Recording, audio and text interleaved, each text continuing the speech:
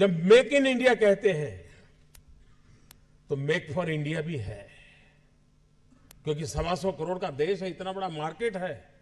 लेकिन स्टार्टअप का मतलब ये तो नहीं है कि हर किसी के पास $1 बिलियन का काम हो रहा है और 2000 लोग काम करें, जरूरी नहीं है। 5 लोगों को भी अगर मैं रोजगार देता हूं तो मेरा स्टार्टअप मेरे देश को आगे बढ़ा रहा है।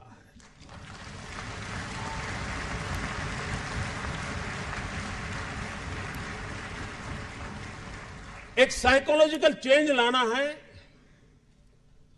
कि यूथ के दिमाग में जॉब सीकर की मानसिकता से उसको बाहर लाना है, वो जॉब क्रिएटर बने। और एक बार उसके दिमाग में आ गया कि मुझे 2 लोगों की जिंदगी के बाद संभालना है, वो कर लेगा। ये काम आप नौजवानों के दिमाग से हो सकता है।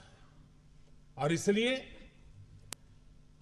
मैं जब कहता हूं स्टार्टअप इंडिया, तो मैं मान के चलता हूं स्टैंड अप इंडिया।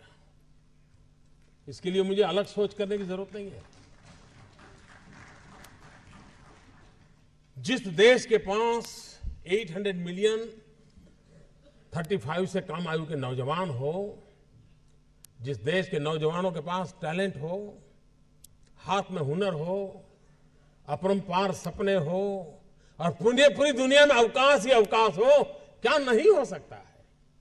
मानव जात के लिए चुनौती आवश्यक है, क्योंकि सरफरे लोग तो हैं जो तबाही करने पर तुले हुए हैं। लेकिन हम मानवता को बचा भी तो सकते हैं। हमारे पास इस प्रकार के लोग हैं।